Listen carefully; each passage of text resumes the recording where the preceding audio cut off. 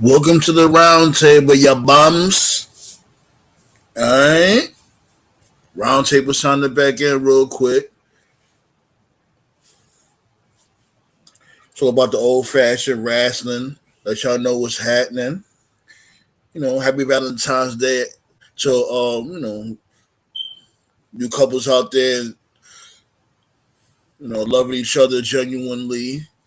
I hope y'all went out and had a nice dinner. Probably went out to go see a movie, enjoying each other time. Love is a beautiful thing. Me personally, I celebrate Valentine's Day just about almost every damn day with my lady. Like it doesn't take one day for me to appreciate my lady. And so what we did on Valentine's Day, we was chasing that bag. You know what I'm saying? In the near future, what may have you, we'll do something special when we get settled into the house and everything is back to normal. Then we'll do something big. But other than that, happy Valentine's Day to the good couples out there that's enjoying each other's time. You guys are awesome. You know what I'm saying? True love does exist. You can't hate all the damn time. You can't shoot up everything all the damn time. It's good to love. But since it's Valentine's Day, I figured, we will talk about the memorable couples in wrestling or wrestling. And then not only that, it's still Black History Month. We're gonna talk about black women in wrestling, the ones that paved the way. And speaking of black women in wrestling, a lot of people don't talk about this, but we're gonna do it here. A lot of people don't talk about Ethel Johnson, who was the first African American female wrestler. She had debuted in 1952 and retired in 76. You know what I'm saying? Ethel Blanche Hairston was an American professional wrestler whose ring name was Ethel Johnson. She debuted at age 16, becoming the first African American women's champion. You know what I'm saying? She started her training after her sister, Babs Wingo, the first African American woman to integrate professional wrestling in the 1950s, signing with the promoter Billy Wolf. Their younger sister, Marva Scott, would later join professional wrestling as well. In 1952, Johnson, along with her sisters, worked three matches, including a tag team match in the main event at Baltimore, Maryland. Shots go out to B More. Yeah. Who drew the highest record crowd of 3,611 fans. By 1954, Johnson and Wingo received top billing alongside Gorgeous George after drawing 9,000 fans at the Municipal Auditorium in KC. You know KC. I know y'all Philly motherfuckers know what KC is. Red Kingdom. Yeah, y'all know. While touring Latin America, Johnson worked under the name Rita Valdez. But yeah, man. And she was one of the first ones to do the Hurricanrana. Ethel Johnson. First ever black woman wrestler. Yo, hit that motherfucking like button, B. Get the fuck out of here. The fuck. Nobody don't talk about that shit. Nobody ain't talking about Ethel Johnson, the first ever African American woman in the ring. Let me talk about her championships and accomplishments. You know what I mean? NWA World Women's Tag Team Champion with June Byers. In the independent circuit, she won the Colored Women's World Championship 3 times. Ohio Women's Tag Team Championship 1 time with Marva Scott, and the Texas Colored Women's Championship 2 times. You hear the name of these fucking titles? The Colored Women's World Championship. Might as well call it the Nigger Woman Championship. Jeez. I'm gonna drop that link though. Drop that link real quick. That's who Johnson, man. Yeah.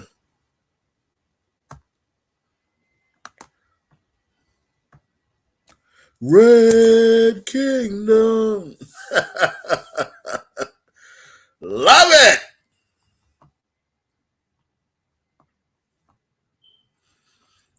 Oh yeah, and also wanted to talk about, since Valentine's Day, gotta talk about this WWF St. Valentine's Day Massacre at In Your House, what took place in the Pyramid in Memphis, Tennessee. Had this dude, well, it's the Big Bum, aka the Giant from WCW, make his WWF debut by interfering in the main event steel cage match between Stone Cold and this dude Vince. Austin's WrestleMania 15 WWF title opportunity was up for grabs, and he would win the match when White inadvertently threw him into a gimmick side of the cage, breaking it open and allowing Austin to drop to the floor and win the match. Fucking idiot, yo. We all remember how dumb this dude was by doing that shit. Like, my dude, you threw him towards the fucking gate. What did you expect to happen?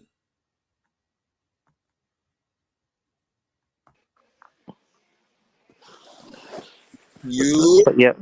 Yo, what's up? Yeah, you heard about what I was talking about with Ethel Johnson? Yeah. First Yeah, woman man. with a, first woman with a hurricanrana, and like many years later, seen a hurricabacha. So there we go. Yeah, the titles though, the colored Yeah, Jesus. NWA championship. Oh What? my god. Oh my That's mega Jeez. racism right there. Jesus. That's why I said, man, look, man, we talk about the old fashioned wrestling here. Your boy does his due diligence. You know what I mean? It's barbershop talk, but we could also learn something here also. You did? Yeah. But what's going on, y'all? Talk to me. What's up? Well, thoughts and prayers to Jeff Jarrett. His dad passed away today Yeah, I again. heard about that. Jerry Jarrett. So Yeah, Yeah. Jared was a pioneer. yeah. Yeah. Condolences to the Jarrett family, and that is crazy. What was his age? 80. I think it said Yeah. 80 Yeah, years old. he lived a good life. Lived a Yeah. good life. It's 80. unfortunate that he passed, but he lived a good life. Hmm. Yeah, I'm here. What's good? What's The going Black on, Women my Wrestlers, dude? I remember My when boy Jack. Kang. That's good. Grim Reaper in the building. What's up? Oh man. Yeah, basically, we were just giving condolences to the Jarrett family, Jerry Jarrett. He had passed earlier today. Oh wow. And we was also the other two topics is I was talking about, or we're gonna talk about the black women in wrestling, and I just I wanted to cover on Ethel Johnson, which a lot of motherfuckers don't talk about, the first ever black woman wrestler. Okay. You know what I'm saying? Like I spoke about her accolades and what may have you. She was in NWA and stuff, winning titles, catching motherfuckers with hurricanranas and shit. Hmm. Oh, she was a trendsetter. Yeah. Yeah. And the other topic we're gonna talk about memorable couples in wrestling. When it comes to, it don't matter. There's a shitload of couples in wrestling from the past to now. Booker Because T and Valentine's Carmella. Day, it makes sense. I can tell y'all who got it. I can tell y'all who got it right now though. Who? Caliente and Mommy. They got it right now. And for those out there that be like, you got motherfuckers like JD from New York and all that. He don't know what this dude Dominic is rocking. That's Off-White. You know what I mean? That shit right there. Like, cause he was trying to make fun of it from before. People out there don't know what Off-White is. That brand, that clothing brand. That shit right there is ridiculously expensive for no reason. Look kind of nice though. Nah, yeah, but man, I get it. Dude, what was up with Seth Rollins' boots last night? What do you, Rob Mario? The fuck is Super that? Mario. Super Mario. Yeah, that's the new boots. That you ain't see those boots a lot. Like everybody's rocking them boots now. 350. It's the Mega Man boot. Mega Man. Jesus. That's just like the Just rocking Goomba Super boots. Marios. Holy shit! Give me some Timberlands or something. Fuck that boot. Shit, and I ain't gonna lie. I'm not surprised that he did that. And that's actually a good touch because those boots are popular right now, and given the fact that he does the stomp, so it makes sense. Yeah. It looks funny. It looks funny. It's like a Super Mario stomp or something. But that's only like a one-time thing. I wouldn't have him do that shit like every week. No. Yeah. Oh my God. Like, you should have rocked those at Mania. Something. Yeah. Oh man. You know what's crazy? Given the fact that it's Valentine's Day, guess who would have been this dude's birthday today? Guess who? I don't know. I'm drawing blank. This dude here. What's his name again? This dude Mabel. Oh, Mabel. Oh, Viscera. Yeah. What was his name? What was his name again? No.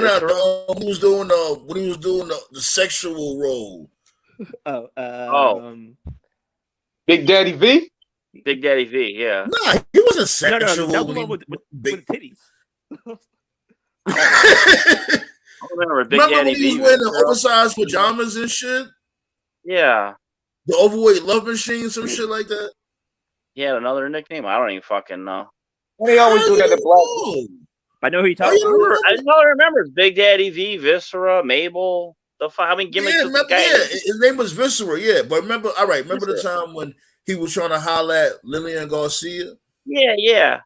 He had a different name. It was like the overweight love machine. There you go. That's what. A nickname. Oh yeah, like a nickname. Oh, okay. Yeah, the nickname. Marcus Brown was good in. Yeah, that's crazy. Yeah, man. Today would have been his birthday. That's crazy. Man, that's messed up. Yeah. That's messed up. He died. But guess who? Guess who else's birthday is it? Guess who else's birthday? Bummy Dreamer. Oh, Tommy Dreamer. Fucking bum.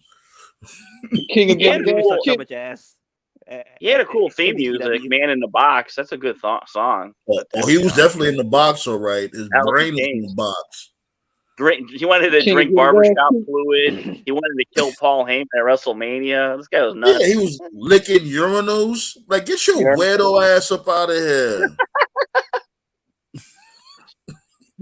Off topic for a couple of seconds. They super buried Corbin last night. Oh yeah, he's done. Good Lord. He'll be released after Mania, Corbin. Yeah, Baron Corbin is done. AEW gonna pick him up, right? They're gonna probably push him. AEW, right? I honestly can see him in AEW being like the TNT champion or something. Corbin. Nah, hell no. I see him in Impact. No, or Impact. Yeah, I can see that too. Yeah, Impact will work. Yeah. Do you see him beating Josh Alexander? Who? Nah. Josh Alexander. Who? Josh Alexander. He's a champion. Yeah, I know. That's my guy, the walking weapon. Maybe they'll do like Nah, a feud where they have oh, like 2 out of 3 matches nah. or He something. Court may beat nobody. Nah, he ain't doing that. If he gets his Walking Dead gimmick back again, I wouldn't mind it when he had the long hair. He looked like the dude from The Walking Dead. But Yeah, like he gotta be like that dude from that video game, Days Gone, the Days lone Gone. wolf, the lone wolf gimmick, the biker gimmick. Yeah. Cool theme song too. Should have stuck with that. He should have, but I guess they, Vince at the time he figured like, let me try something new, even though it's working. Let me try something new any fucking way. Yeah, that's the man for you. Shit. I mean, shit. Cody Rhodes finished the job last night. Oh, that was smart booking what they did. Cody's rooting for Sammy to beat Roman. He had no choice because they're gonna boo Cody out the building, so he has to root for Sammy. Here's my no thing, choice though, to go right? with the triple threat. Here's my thing that I'm not getting though, and I'm not gonna shit on the promo because it was cool. The promo was cool. Why is everybody acting like this dude, Cody Rhodes, did like a groundbreaking thing? This is shit that John Cena used to do all the fucking time. He did the same thing with Daniel Bryan. He did the same thing with they Zack beat the dog shit Ryder. out of him. John Cena. Yeah, John Cena. Yeah, he always do that. He will be like, "Oh, if he feels like the attention is not on him like that, he will try to rub off on who got the buzz." All that pandering shit. Yeah, like this is like what, yo, damn, wrestling fans, y'all, man, motherfuckers are so easily fooled. They're fickle. Cody's basically a white meat. I guess what it is that they're looking at him like first like a white meat John Cena, but he's really no different. It's really no different if you look at the contrast of character. That makes Sami Zayn Mick Foley. Right? Yeah. But come to think of it, you might have a point, Grim Reaper. Like, what is the difference between Cody is a better wrestler, of course, but other than that, they're basically the same. And I'm all for Cody Rhodes. Don't get it fucked up. I fuck with Cody Rhodes. I think he'll be a great representation for WWE because he deserves it. He got it through the mud. And that's what people is failing to understand. You know what I'm saying? Like, they base it only just on the Rumble. Like, no, it's more than the Rumble. This dude, it's a story. The story was like years in the making. It was years in the making. This dude was made to look like a clown for years and years and years. Stardust and all the other shit. And was it Rhodes Enterprises? Remember that shit that didn't even make it to TV? Yeah. Shit like that. Like, he got it through the mud. That's supposed to be him and FTR. Rhodes Enterprises. That was supposed to be Rhodes Enterprises. Yeah.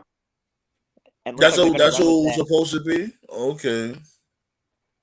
I hope they do like a parking lot attack like the Horsemen beat up Dusty. I hope they do that with Cody and Roman and the family. That'd be cool. That'd be dope to see. The Nightmare family. You know what I'm saying? He do got the look. And Sami Zayn realizes also. Even Sami Zayn was like, I know he knows the game. He knows he don't have that look to carry the company. No. You got a guy that looks like the $1 Million Man, dressed up and nice looking, and you got a homeless bum looking the panhandle on the weekend. Mick Foley. Same thing. He's Mick Foley. Early. But you need that underdog guy winning the title, and Sami Zayn's like the ultimate underdog, so that's cool. It's good to have a split like that. The underdog and from the underground. Yeah, and we could all could be happy that actual main eventers are being built right now. Yeah, exactly. They are. You're definitely right. I didn't know Leo Rush is an MLW. He said, Marcus Brown said, I see Cody Rhodes interfering in each other championship matches, and Sammy versus Cody have a rivalry for the WWE Championship at SummerSlam. The title will be vacant too. No, I don't know about all of that. Well, Cody's got to be the heel. Sammy's no way going to get the heel. He'll be the favorite. He'll be the mega baby face, which means Cody's gonna have to be the heel. Sammy's too over to be a heel right now. So. Right, they're not gonna do that right now. That's gonna happen. No, and he already crossed that path already. You know what I'm saying? He was just a heel. What the middle of last year. Yeah. So it's gonna be Cody versus Seth, more than likely. It's my dude Toph in the building. What pick is that now? Who the hell is this? He always be killing me with these picks. Wait, hold on, let me see. I'm about to solo him. Hold on. I think that's Leah. That's not Nope. Leah. That's prime time. Elix Skipper. It's prime time. Elix. Yeah. Yep. Yo, I heard he's actually the manager at McDonald's now. What? Yeah. Mm-hmm. Yo, you ain't shit. I ain't started laughing. No, I'm just picturing a dude clothesline somebody over the counter because they were complaining about their French fries. Catching up with the Hurricanrana off of the counter. Hurricanrana off the counter. Yeah, but that's what I heard. Your ass whooping. He's actually making real good money, and I also heard that he's actually in really good shape. He's still in good shape. Ain't nothing wrong with that. Yeah, I remember one time a couple of years ago. As a matter of fact, I think Nate, you're the one that sent it to me. Ric Flair was trying to talk shit about Shane Douglas. Because Shane Douglas was like the manager of like a Burger King or something. It was like, well, look, man, at least he's making money. Yeah, and he was getting health insurance for his wife and his family. I'm like, what a fucking dick. Rick need to stop that. You sound a little muffled. I was gonna say, it's my fault. I was gonna say, man, Rick need to stop that shit. I'd rather be the target manager than begging Vince McMahon to pay my dick. Exactly. And that's the thing too, right? Because you can get fired anytime. It's been motherfuckers that will, you know what I mean? They will relocate their whole family. They think they have a new job, and then this dude Vince just fired them 2 days later. Yep. Yeah, that's what makes Vince. That's why Tony Schiavone never stayed in WWF because he wanted to really relocate to Connecticut. Cornette didn't even want to relocate to Connecticut, you know. But, mm-hmm. You know, so, I think he's talking about Cody. Raheem, he's a plus year homos. Jesus. Hey, more power to him. Let me see. I mean, I see Cody Rhodes and Sami Zayn interfering. No, I know what you meant. And I don't think it's going to be that type of time. I think, if anything, it's like a triple threat. No, I think what's going to happen at Elimination Chamber, and we're going to most likely do a preview or whatever on Friday, talk about the matches. But what I think is they're going to try to jump this dude Sami Zayn, and of course Cody Rhodes is going to come out and try to help Sami Zayn against the Bloodline. You know that's going to happen. He needs that rub. But I guess the Usos can't be there because in Canada. I heard they was good, the Usos are cleared. Yeah, that's what I heard too. I heard they good. Okay, cool. All right. What about Toph? No, like, are they good? Have you heard any different? Toph? Last I heard, they got cleared. But Heyman said on SmackDown or whatever show last week, he just told him not even to show. So it could be a swerve. So it could be a situation where if they're not there, it may just be WWE, the company, the brand, just playing safe to make sure that no legal action happens. Because do you remember when Jeff Hardy was in TNA? Every time they would go to the UK, they always do some angle for Jeff. Yeah, because he couldn't go over there, So I'm not really sure. But last week, I think it was it was on SmackDown. Heyman told the Usos to not even show up next week, being this week. So, but it could be a swerve or something. I don't know. But last I heard, whatever status that Jimmy has had before it's been cleared, and I heard they can come back there, but I don't know. I don't know certainly what's going to go on. So if they're there, it's going to be like a last minute thing because they're not going to. It's going to be a surprise if they show up. You know what I mean? Yeah. Speaking of Jeff Hardy, you better not drop the soap. He might get 5 years in jail. That's what I've been hearing. Fuck Jeff Hardy. He's a selfish piece of shit. He's done. Did you guys see the picture that FTR posted? Yeah, I saw that one.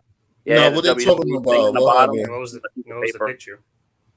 It was like a bottle of booze, and then if you look in the corner, it was a WWE symbol. You can see part of it on a piece of paper. Like So, a WWE come contract. back home? You trying to come back home? Yeah. They coming back home. Everybody want to come back home when Papa H is around. Yo, motherfuckers is they whack, yo. Either I come don't know home or that's whack. Y'all not even trying to work it out. I understand TK could be a fucking moron, but at least work with the dude. Try to, you know what I'm saying? Y'all sat there, y'all migrated over there to this dude to try to, you know what I'm saying? But it was because the Bucks lied to them. Do something. That's the reason why they want to come back. But why would you want to go to WWE after the stupid angle that they had them in before they left? Because supposedly Triple H is in charge of booking. I don't give a shit if God's in charge of booking. They'll still fuck it up. It doesn't matter if Triple H is in charge of booking. The problem is WWE doesn't care about tag team wrestling. Yeah, exactly. War Machine were killers. War Machine were killers in the Indies. They were killers in New Japan. They were killers in Ring of Honor. On SmackDown, I legitimately forget they're even employed. They're just looking like fucking Golden Axe rejects. Yeah. Fucking. And also, too, you got FTR. You got FTR possibly joining CM Punk versus the Elite in a few months. That's going to be money. You know? Fuck it. But I heard that FTR is sitting out before their contracts run out April 1st. Yeah, they just want more money. That's all it is. Yeah, they're taking, that's what it's taking a break. It's about show me the money. Show me the money. And here's the thing. I don't know how they could complain about how Tony Khan is booking them or whatever. Like, y'all won just about every single fucking title in the world under this dude watch. Have he sat y'all down a few times here and there? Cool, yeah, he did. I'm not gonna lie, yeah, he did, but it's like, yo, y'all dudes was red hot. Like, shit, this dude was red hot. What's that bull dude name again? The Bucks dropped the titles before FTR can win them. Yeah. Plus, they had great matches. Look at the Briscoe feud that they had with them. Jesus, you know, like it. Not about winning all the time. Yeah. You know, it's not all about winning. Shit. Motherfuckers is fickle as hell, B. Everybody want to jump on Papa H's cock. How you gonna take care of you? These hoes ain't loyal. No. Like, it's not even fucking cool. Because there's no such thing as a perfect fed. No such thing as a perfect wrestling fed. You know, you have to work shit out or whatever. Bounce ideas off each other. What may have you. These motherfuckers, I ain't gonna lie, these like most of these motherfuckers be acting like children. Yeah. Wrestling fans are assholes. You can have like the perfect matches, 4 or 5 star matches, and they'll complain because the fucking ice cream melted before they got to their seat. You know, well, here's the thing though. Like, a match could be great, but if there's no story around it, nobody's gonna care. That's what we was brought up off of. We was brought up off of storylines that culminated into a match. Like, look at Hogan and Warrior. That match was trash. Well, we was invested in probably one of the best stories was Hogan Macho Man. Hogan Macho exactly Man. Hogan and Macho Man, and that what made that shit one of the best rivalries ever is because the match was actually good too. Savage had to carry that bum.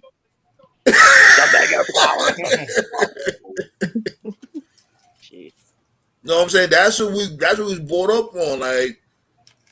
Like all right, for instance, like I said with AEW, I love their matches, but they need more powerful storylines to make that shit stick. Yeah, they can't tell a story. That's why I was saying Tony Khan is smoking some heavy dust if he could go to war with Vince McMahon. I mean, on Triple H or whoever. You got to have that one story. Remember, he did throw those shots at fucking at NXT. He let them hold some shots, and NXT fell the fuck back. NXT was never the same after they went to war with AEW. No. Shit, that's what AEW was hitting the millions on a regular. Now what happened with AEW was they went to 2 hours. I mean, not AEW, but NXT. They went to 2 hours. Yeah, I know. Yeah, that's what messed them up. Yep. throwing unnecessary pay-per-views on USA. But then they had the Great American Bash on regular cable. Like, Yeah. like what is we doing here? That's the only time they actually beat like AEW in the ratings, when they had those special things, Halloween Havoc or Great American Bash or whatever. You know, those specials. So, but anyway. Let me see what this dude. Black Star thinks FTR debuting at WrestleMania and win the tag team championships. They won over Sami Zayn and KO. I don't see it, but Black Star will acknowledge me what the reigns mean. Yeah, sometimes Black Star fantasy booking is crazy, but it's not as worse as their you know who. Their contracts don't expire until the end of April, so they couldn't show up even if they wanted to. Yeah, And who would want that? Like, they're not the Hardy Boys. Only the Hardy Boys could pull some shit like that off. Like, they just show up the day of and win the belts, and the crowd go crazy. And the crazy thing is, they wrestled earlier in that day, some indie show down there by Royal Rumble or Mania. Was Mania they came back? Yeah. So that was good. Shit. Well, yeah, man. See, AEW can't compete with WWE money-wise, like revenue, but they can compete with wrestling-wise, quality wrestling and stuff like that. That's all they got to worry about. Right. Better yet, bring in Rick Ross. Rick Ross. There we go. Drop some F-bombs. I'm telling you, everybody that catches fire in AEW, he puts them to the wayside. Tony Khan has a fucking. What's Ross up to these days? Where is he? Is he making another album, or I'm sure he's doing something? He's doing something, but not only Rose. Like, look at what his crew with these dudes, Strickland and them. The last time I heard about Strickland, he got in a fight with this dude. What's his name again? That gay mannequin looking dude, Ricky Starks. Starks, yeah. That's the last thing you heard from this dude. Like, he's supposed to be on TV wrecking shop with him and Parker Boudreaux. They not doing shit. TV. He is on TV. He's on Rampage, bro. If you don't watch it, then just say you don't watch it. I'm not gonna lie, though, because Rampage don't matter. There you go. Yeah, they're on Rampage. And here's the thing too, like, I don't be having the time to watch Rampage. I can't say Rampage don't matter because I like to watch all different types of wrestling. It's just that I don't have the time to watch Rampage. Doing your show, especially given the fact that we be on here with Rampage. Plus, they make the mistake of going after SmackDown. Like, you can't go after SmackDown with the Tribal Chief running that shit. You got to pick another dude. The Tribal Chief? You mean the guy that never shows up? Oh, he don't have to show up. He's booked. He's already booked properly. Hey, he's he's the last master. He's the final boss. Well, you can't be running shit Hogan bitch ass. So we got to ride with him on that. Yeah, at least Hogan showed up. They need to change the name of the show, Rampage. I think of like Godzilla and King Kong, that video game, Rampage. I don't know. Here's the thing, though. Yeah, Hogan showed up, but he most of the time, if not all the time, he only showed up to cut a promo. Roman can't do that though, because Roman's not that good of a talker. He's good, but he's not as good as as so Hogan. You admit that much? Oh, okay, we're getting. Yeah, come on, you know I deal with facts. Don't do that to me. I deal with facts. Like, yeah, Hogan would come through and cut a promo. He'll get the show started when Hollywood Hogan cut a promo. Roman can't do that shit every single week. I would definitely say that's the biggest dig against Roman is despite his push and despite his reign. If I said name one Roman promo, nobody could think of anything. If I said name that one Roman match that's like legendary that people are going to remember like 10 years from now, 20 years from now, he doesn't have it despite the push. That's not saying he's bad though. I'm not saying he's bad. I could name remember the promo when he fired this dude up, when he fired up Cena. That was a good promo. Like, he's gotten better. He's gotten way better. Oh, yeah. I'm not saying he's bad. I'm just saying he doesn't have, in my opinion, he doesn't have that iconic promo, and he doesn't have that iconic match that people are going to remember 10 years from now, 20 years from now, 30 years from now. But I'm not blaming him for that. That's on the company because they have the roster for it, and he has the personality for it. They're just, for whatever reason, they're just not able to bring it out of him. Maybe it'll be Cody. maybe Coda will be the guy at Mania. Yeah. Just because you would think that after having the belt so long and after being pushed so much, it's like, well, at least he would have like a promo or a match that I'm going to remember. Even people I don't care about, Especially I can him remember dropping something about them. Yeah. Especially him dropping the title.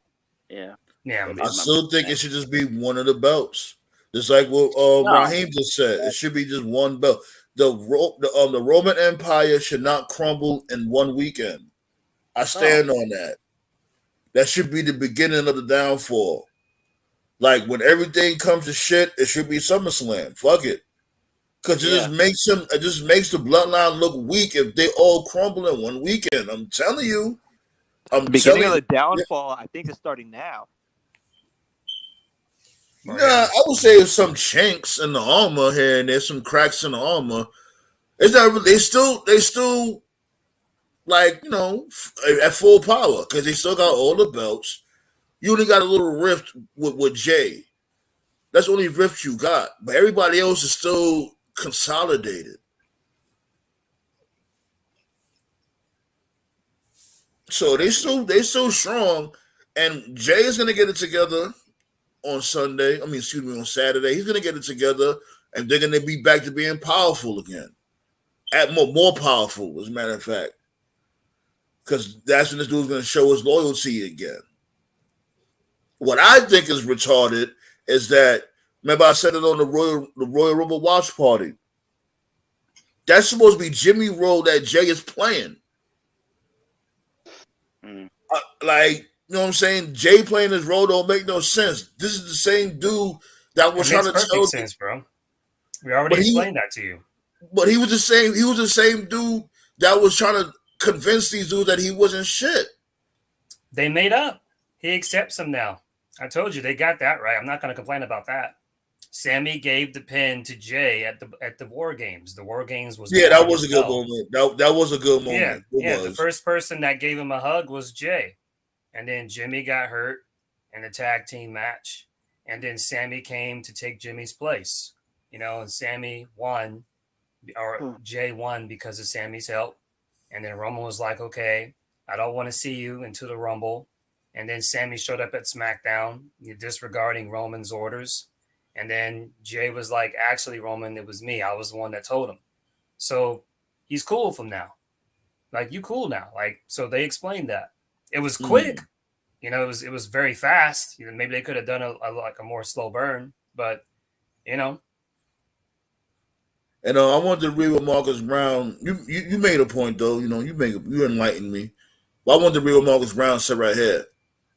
He said, I don't usually agree with JD from New York, trash ass, but he made sense on saying Roman Reigns is the greatest final boss in WWE history over Triple H and Randy Orton. Yeah, like, definitely agree. You know, I won't say he's the best. You know, he's not the best, but he's up there. He's definitely up there when it comes to final bosses, yeah. But not the best, you know, and you just reminded me of this dude. The shots go out to King Mike and all that. Damn, what the hell's up with this dude Black Star's connection? He keep cutting out. You know what I mean? I'm shots go out to that dude or whatever, but he be tripping on JD. Like, my dude, it sound like, you know, you're a little bit of, you know, salty. Just chill. I like the JD from New York guy. I mean, he's one of the few that can actually make sense in regards to the story. He ain't afraid to call out the nonsense. Like what brought me to his show was when he talked about the Alexa Bliss and Bianca Belair Scary Movie 4 reenactment. Okay. But he does go a bit too far, though.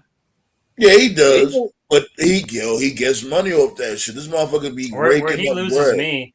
You know him and Cornette Bobby about to clash one day. That's Bobby about to happen. It goes like that in these internet streets.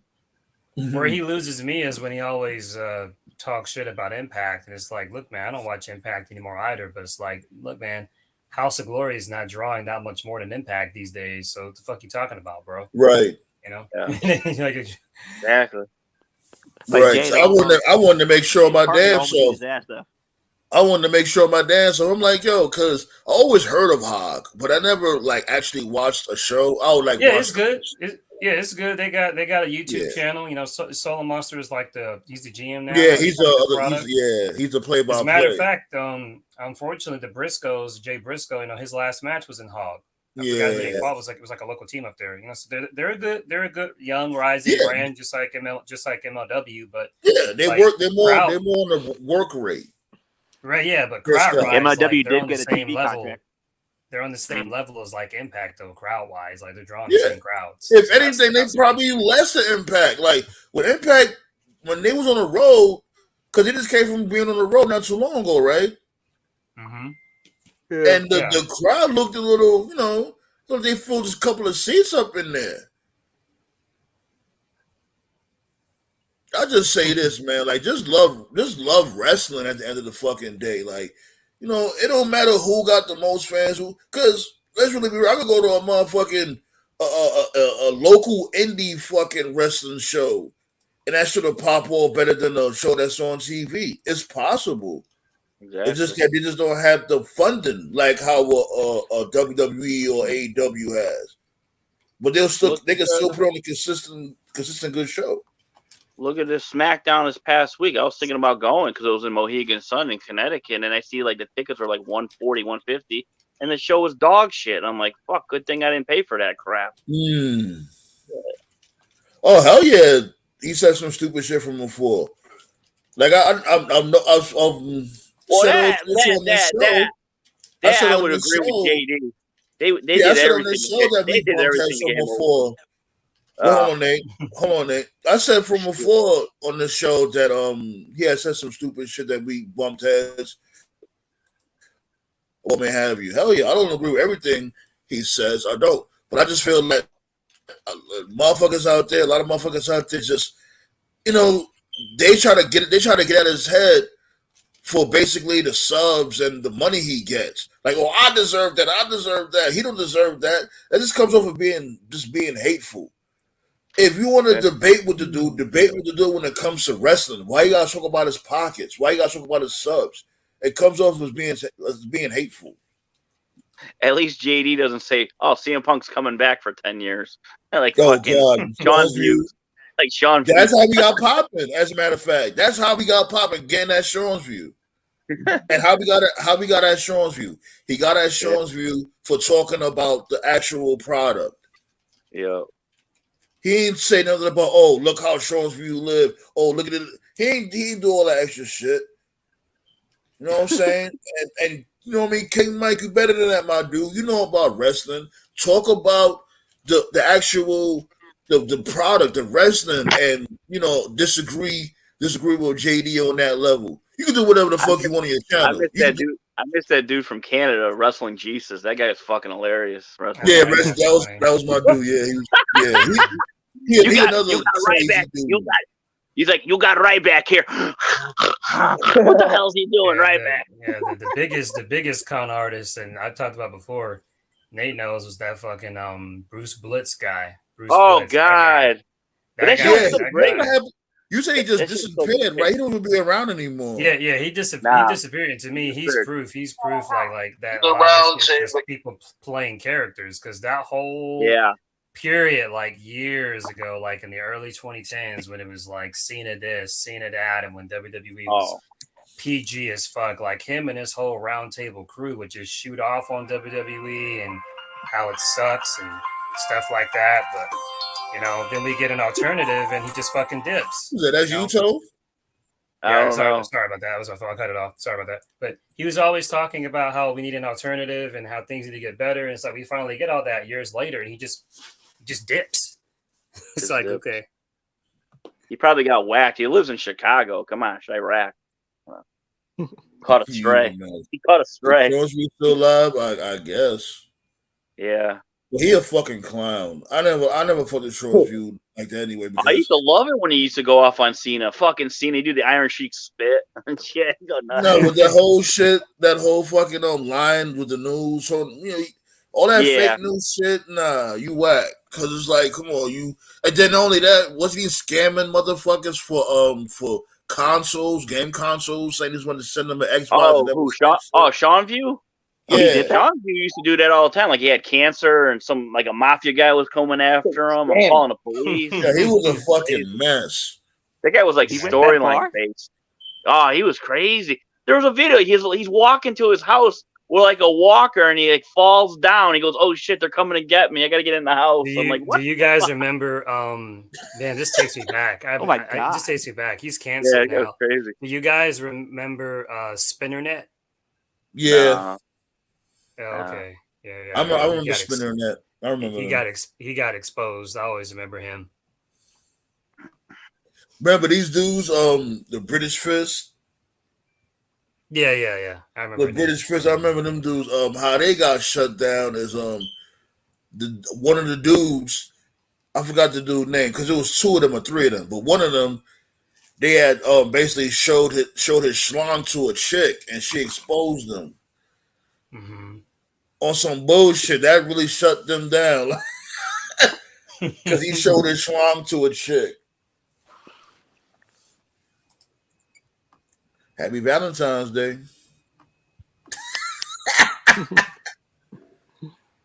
Okay, hold on. Yeah. See. Sean King Mike doesn't used hate exposed JD. He said, hold on. King Mike doesn't hate JD from New York. He doesn't appreciate him talking trash about wrestlers who can legitimately kick his ass. Stop. Please stop.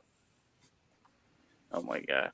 Like, we all talk trash about wrestlers that could potentially whip our ass every single fucking day, whatever. You know what I mean? When we come on here, we talk shit about wrestlers that, you know what I mean? It is what it is. It's all about this. It's the nature of the fucking beast. King Mike, that's what he's doing. And I like King Mike's rants. But yes, mainly he talks about, that's what he talks about. And he also talks about how people can hate on Jade Cargill and shit like that. My dude, Jade Cargill is green. It is what it is. She doesn't have no, you know what I'm saying? Who she really beat? To be 50-0, she hasn't really beat any fucking body. She says she's ready for the. You say that, but again, the same thing happened with Goldberg. He mostly beat bums. Yeah, yeah.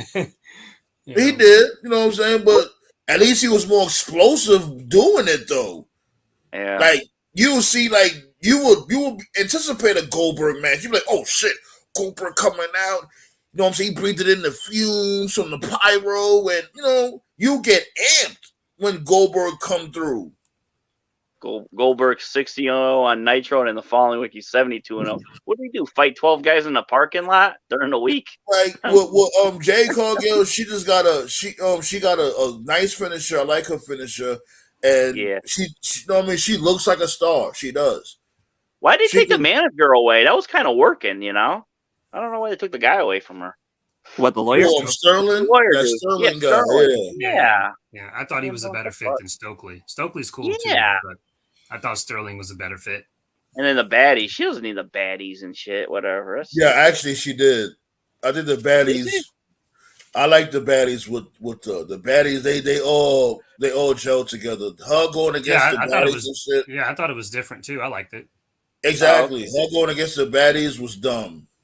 I didn't like that at all. Somebody legit needs to beat her, though.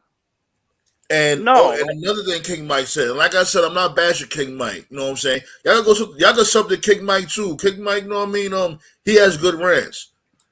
The other thing he spoke about was why Jay Cargill don't challenge like a Jamie Hayter or Britt Baker, what may have you, because she can't just challenge Jamie Hayter, especially Jamie Hayter, because one of them will have to lose. Yeah, and she'll get. You know what I'm saying? You can't have. You're not gonna have Jamie Hayter be the one to stop her shriek.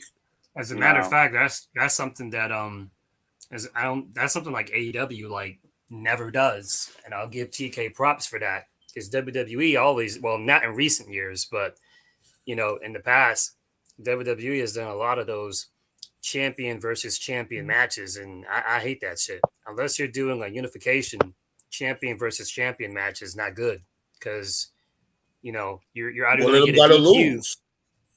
Right? You're either going to get a DQ or one of them's going to lose. Oh, so, I think they did. Jade Cargill can't lose. She's unstoppable. Like you're going to give that. You gonna give that to Jamie Hayter? No. Yeah, so I appreciate TK not doing any of that champion versus champion bullshit. Unless you do a unification, that's not good for business. Yeah, Raheem I think it's Spinnernet was the Stan. black dude in the glasses. He usually would Yeah, have like a pink red shirt sometimes, but yeah. yeah. I think it was supposed to be Statlander to take the title off of her, but she's hurt. You know, Yeah. It'll be her if she either can that stay or healthy. the other one, the Russian girl, the midget. Layla. Yeah, Hirsch. Yeah. Hirsch. It's all good. Like if King Mike, you know what I'm saying. If we go all have an open panel, come to the round table, what may have you, I'm all for it. You know what I'm saying? Come to the table. Yeah, it's all goody. Yeah, come on down. Like I said, you know what I'm saying? We all have disagreements and shit like that. We all can't agree with every fucking thing. It's you know what I mean? It's impossible. And that's what builds discussion, disagreements, and valid arguments. That's what makes discussions great. Yeah. I love how wrestling fans fight each other. How can you fight over something that's predetermined and picked? Yeah, that's the shit that kills me. Like come on.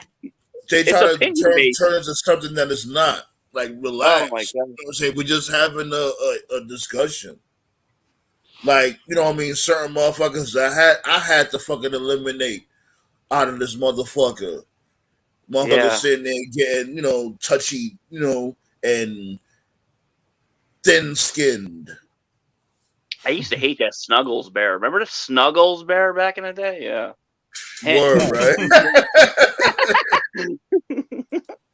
The fuck? Dude's getting royalties. What happened to see that? What happened to Spinnernet? I don't know. He got exposed. He got exposed. That's what happened to him. Where's that Asian dude? I haven't seen a YouTube video from that guy. Where's that Asian guy? What's that saying, man? How did Spinnernet get exposed? Two things happened to him. And this was, I don't even remember when this was, man. It's been a while. If you search down the YouTube rabbit hole, you'll find some videos about it, but it's been a while. Two things happened. The first thing was he did what's known as e-begging, where you beg people for money. I think his story was he said that he had a car and it stopped working or something like that. And he was begging his fans what? to motherfuckers kill me with that shit. Like, motherfucker, that's your business if your car stopped working. Make it happen. He was begging fans to send him money to fix his car. But then someone did some digging and they found out that his car was actually fine. So he was trying to scam fans. That's really what it was. So wait, hold on. How the fuck did they figure that out? Because somebody lived in this. Yeah, somebody figured out where he lived.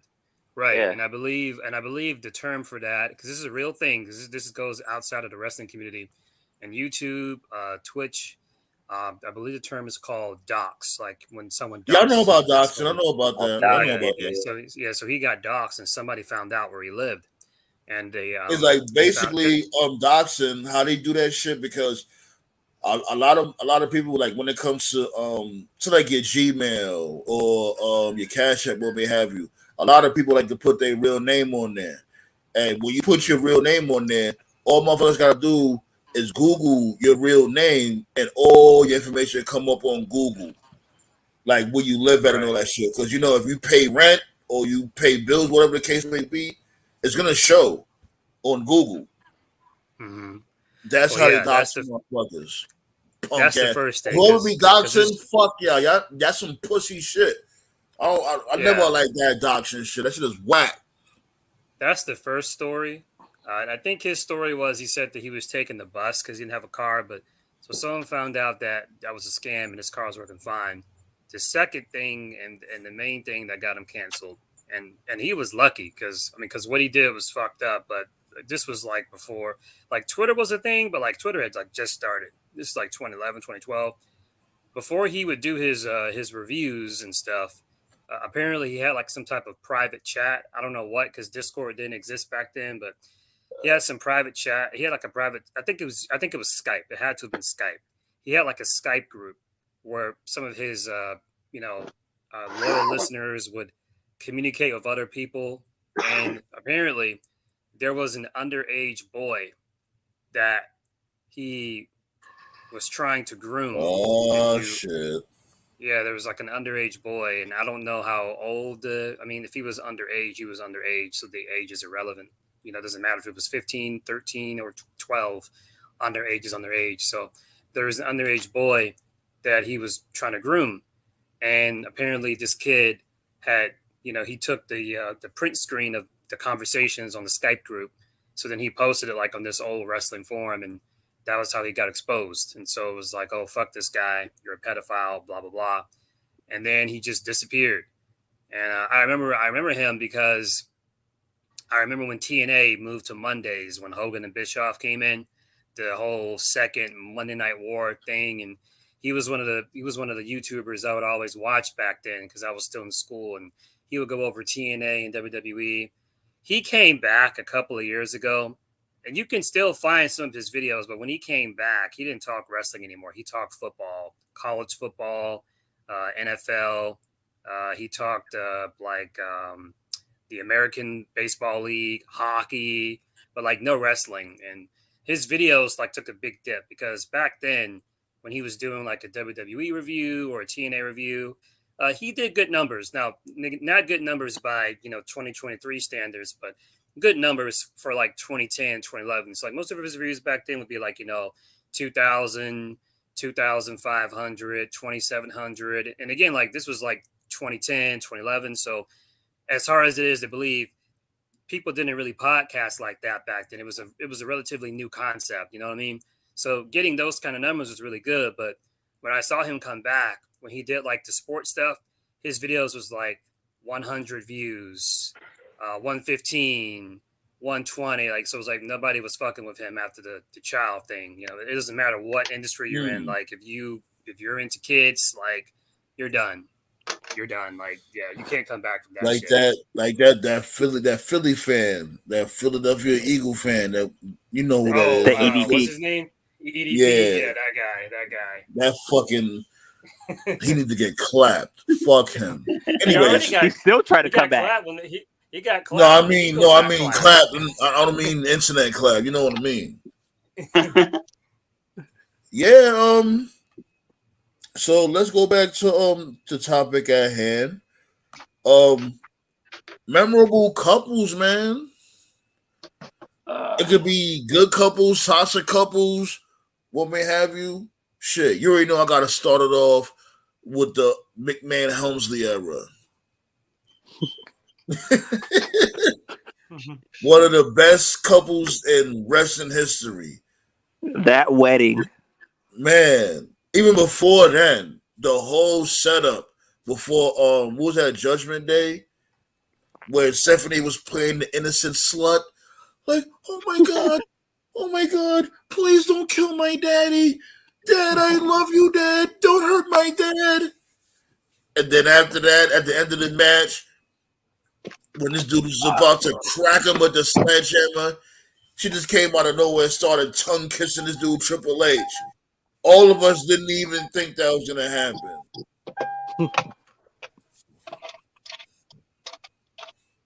Like, wasn't that on Raw? When she did that? That was Armageddon.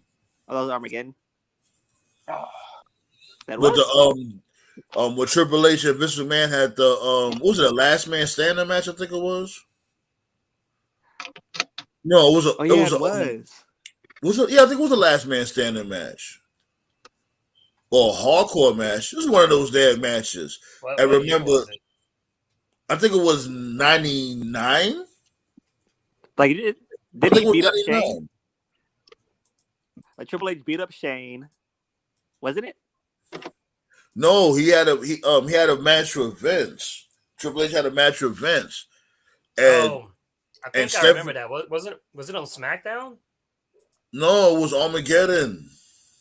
Oh, okay. How you don't remember this? No, well, if it was 99, that's probably why I didn't watch wrestling then. What?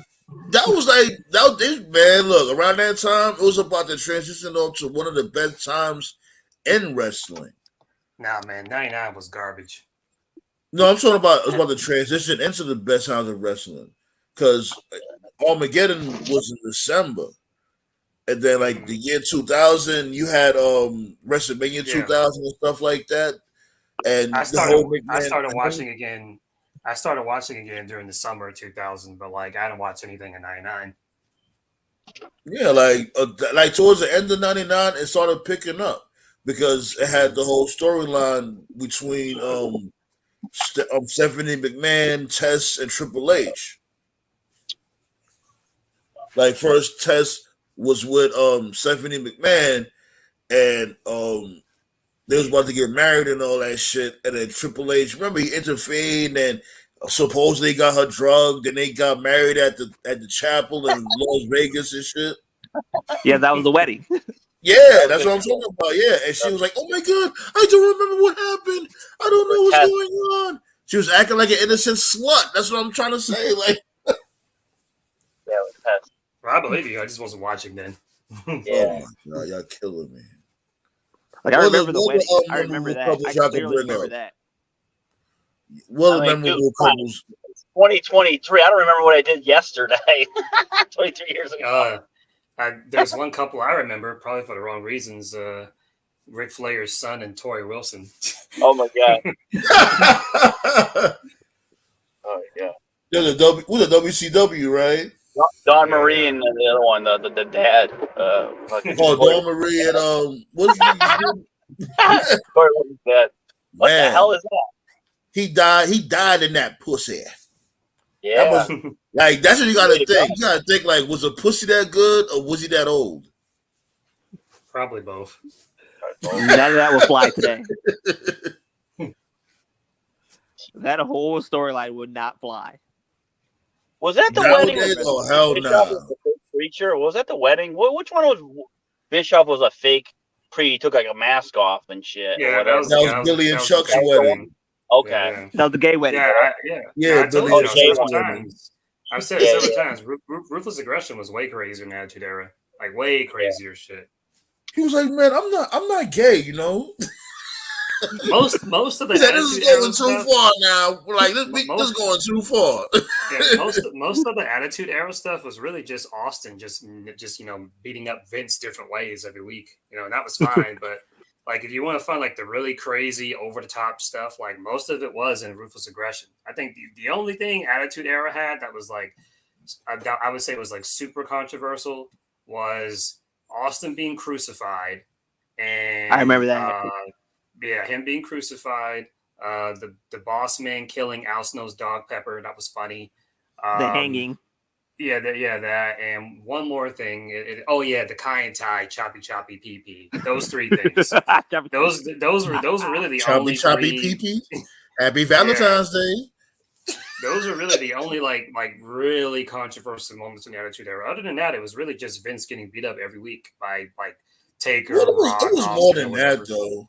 Because remember, like, this dude, Boss Man, became a main eventer. Ken Shamrock became a main eventer. People stepped up during that time. It had more than Stone Cold in the main event. Oh no, I don't mean that. I just mean like crazy stuff happening. That's all. That's what I really mean. Oh, okay. Shit. How about come on, B. One of the best couples in wrestling history, Macho Man and Elizabeth. Mm-hmm. Yeah, true. Yeah, it's definitely the most iconic couple. You know what I'm saying? Will you marry me? I think they were already married at the time. Yeah, most likely. They were close to being divorced. Shit, speaking of Undertaker, remember when he had Sarah? And Sarah, that's the biggest.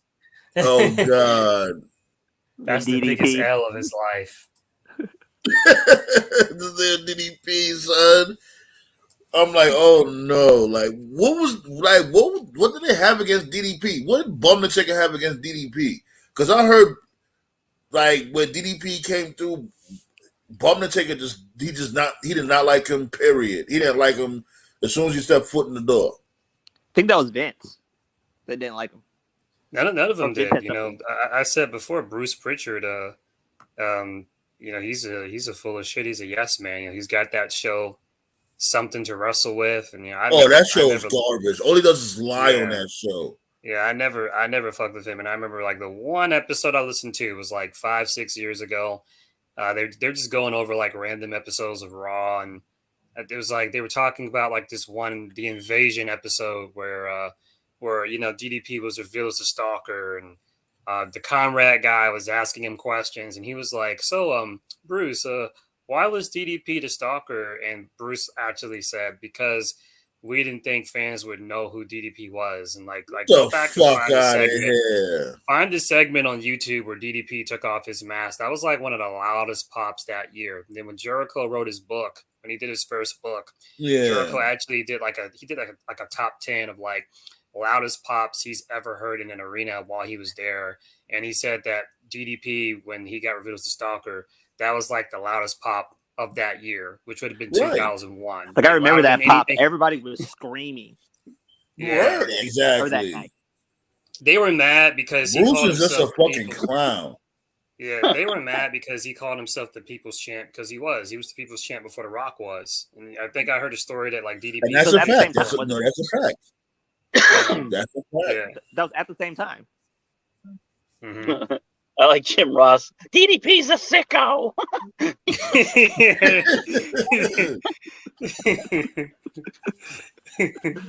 Shit. Speaking of couples, what about Montez Ford and Bianca Belair? Like everybody was jacking off to that Bianca Belair pic that went viral. Wow. And Montez Ford is he's silly. He had that smirk on his face, like, yeah, you know that's my bitch, nigga.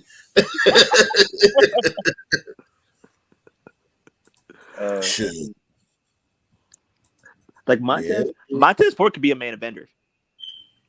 Definitely. Later on down the road, you see he's bulking up for it. You know, like he ready. Like give him to like maybe like the end of this year. Yeah, you know what I'm saying. Look like he ready. Like he could definitely be a strong mid carder. That's a fact with the mid card. I could definitely see him in the, as a U.S. champion. I could see him in the title too. Royal Rumble. Like Angelo Dawkins could be a strong mid carder.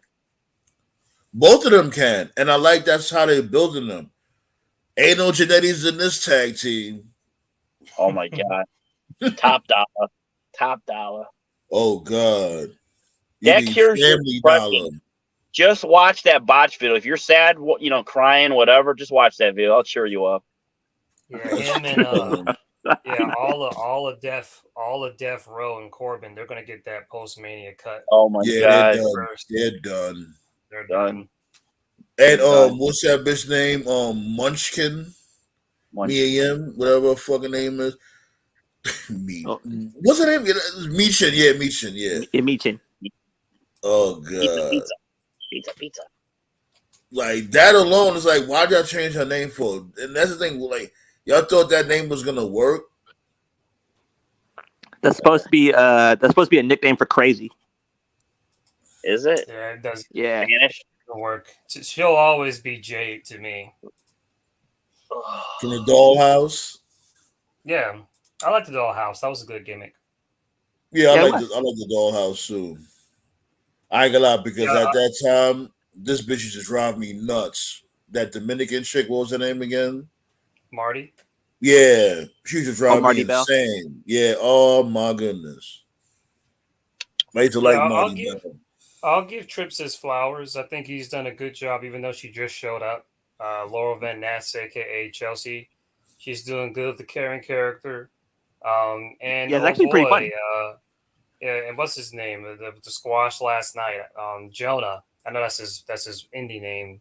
Bronson Reed. Bronson Reed. Yeah, I like Bronson Reed. I I always like Bronson Reed.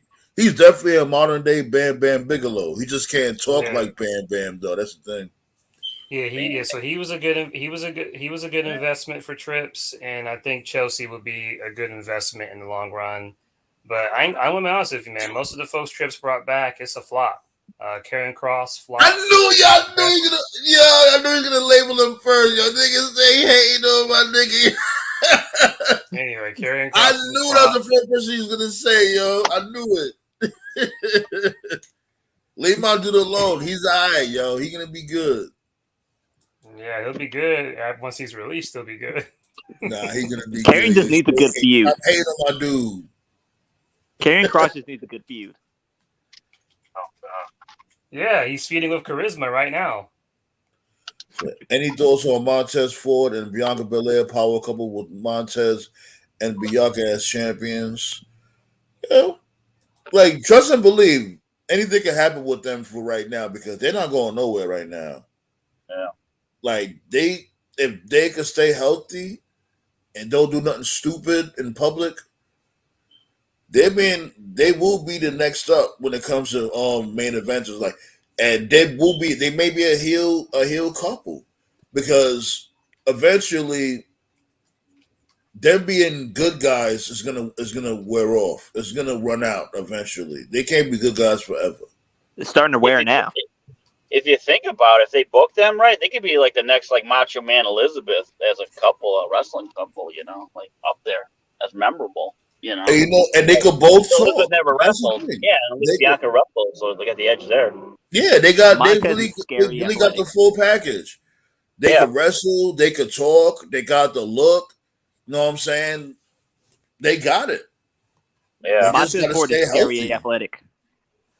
Man, I'm just picturing Miss Elizabeth with the NWO gear on. Oh man, she looks so sexy in that shit.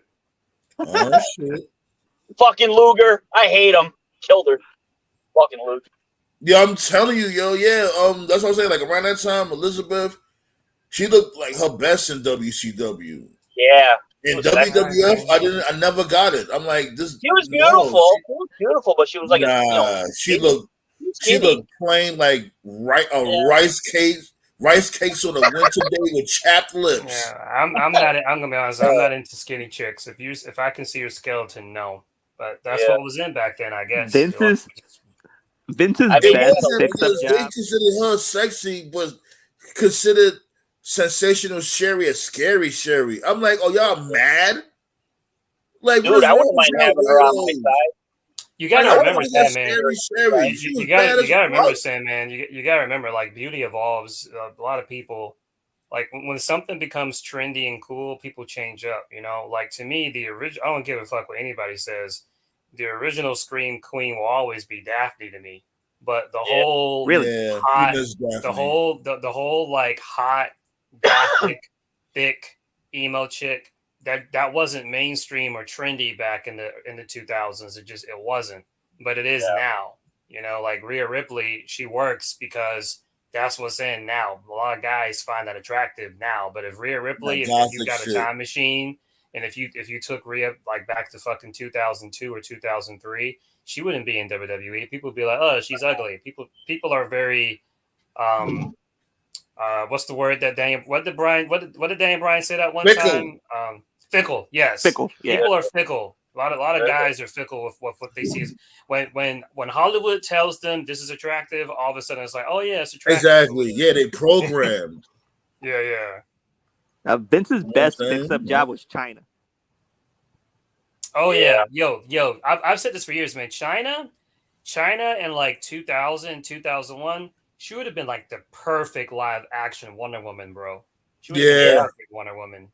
Like when she got that surgery with her face, with the chin in her face, and China was bad as fuck around like that time when she was like the women's champion, and when she had the rocket launcher thingy and all that shit. Yeah, she looked her best at that time. And when she was with Eddie too, she was kind of sexy too when she was with Eddie. Yeah, when it first started. You can see her confidence. You can see her confidence was going up when she was with him. Because she probably thought that she was just whatever. But that whole pairing, made her see herself more, like a woman. So Black Star, Marcus said he sent you a video of NXT Bianca Belair. He said she was giving him Jay Cargill vibes with her bougie attitude, and he loves it. Yeah, she was sexy as hell in that clip. I think he came up with that idea of the female hurt business what it was? Who was it? It was Bianca Belair, Jade Cargill, and one other chick, one other black chick. I forgot who it was. Who was it again? Marcus Brown. Red Velvet, maybe Red Velvet. Nah, it was some other black chick. But she's that was good, by the way. When they give her Red time, Velvet, like yeah, she's but I don't good. think Red Velvet is black. I think Red Velvet is Dominican or something like that. Oh, okay. I don't know. Yeah, I don't think Red Velvet is black. She's Hispanic.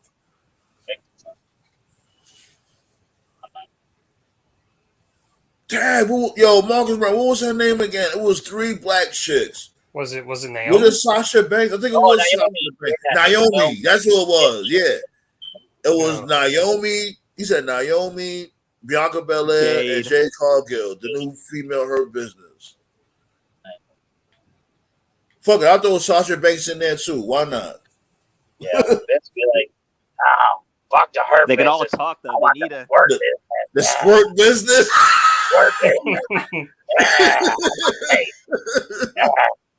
The squirt business. Nah, chill, son. I gotta try to maybe I gotta get that artwork done. The squirt business. I gotta do that. I gotta find somebody to do that for me. Oh my God. Yeah, B. Let me see what look up. Shit. Remember the these motherfuckers was Otis and Mandy Rose? How that got him over? Yeah, until they had no end game for it. Right?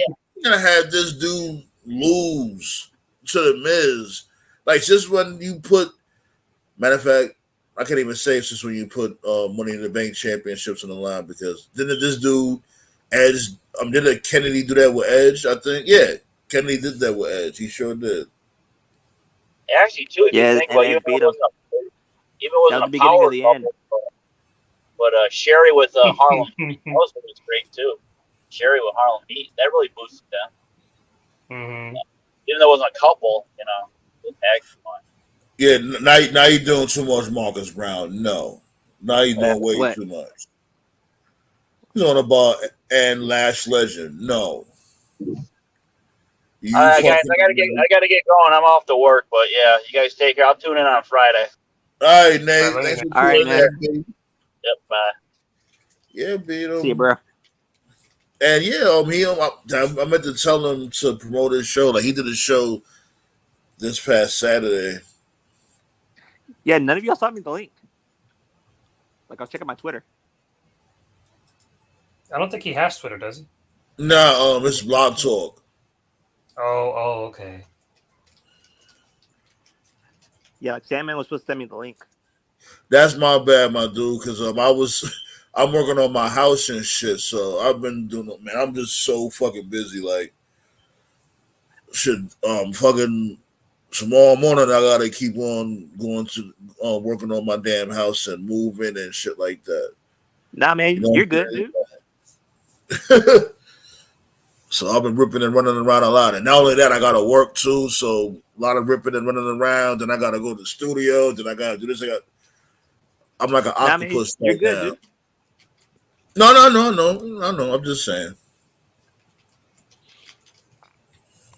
So he's gonna check out the Chamber this Saturday. I gotta work on Saturday. It's gonna be busy. This Saturday is gonna be really busy. Yeah, I'm annoyed that the New Japan show is the same night, literally at the exact same time. So I'll try to watch both. You got All-Star Saturday night. Hey, is that on Fight TV on the Japan shit? Yeah, it's stacked too. It'll be on Fight. It has Okada, Tanahashi, Eddie Kingston, Jay White, Mercedes, and Kyrie. Oh, that fight is. Oh, they fighting on Saturday. Mercedes and Kyrie. Yeah, that's the main event. Yeah. Mm-hmm. Damn, I want to see that. Yeah, Kenta, an old boy, Darren Young, Fred Roser. He's a New Japan open weight champion now, so he'll be facing Kenta. So good on him. But yeah, it'll be literally like at the exact same time as Chamber. So I think Chamber starts first, and then like an hour into it, the New Japan show will start. So I'll probably have New Saturday Japan show on my laptop, and good shit too. Black Star, All Star as well. This dude here, Marcus Browder. Wait, is this All Star basketball? Yeah. All Star Saturday Night Basketball. Oh yeah, that is gonna be. Oh, it's All Star weekend. Yeah. God Utah damn. this year. Yeah, I'm back, y'all. My bad. Yeah, you sounded more clear too. It's gonna be an insane night. Yeah, it was a lot of bad reception over here. What I miss out on? Yeah, we were just talking about the female hurt business and talking about wrestling power couples. Yeah, wrestling power couples and shit. Okay. Like right now, that Triple H Stephanie McMahon, that's the superpower couple. Yeah, that's what I'm saying. Like nobody don't want to build on that. Like everybody just mute. Like there's mad couples out there in wrestling. You don't have to be WWE. It could be any wrestling couple. Man, we can see people. Did y'all mention Latino Heat in China? Yeah. Yeah. You already mentioned them? Mention Judgment Day.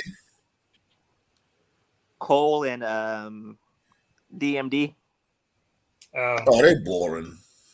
They not doing. I thought you were gonna say DMD and Tony Schiavone.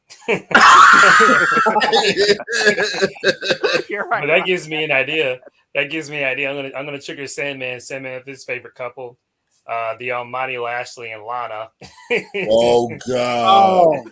Made Rusev look like a whole cake. This fucking guy, yo.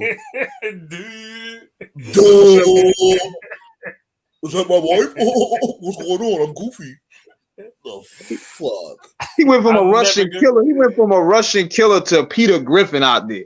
Emasculated like a motherfucker. Bum. Yeah, apparently Vince is a big fan of that humor.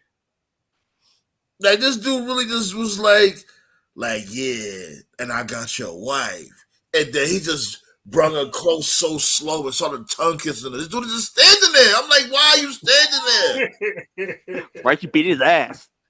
Like, yo, what are we doing here?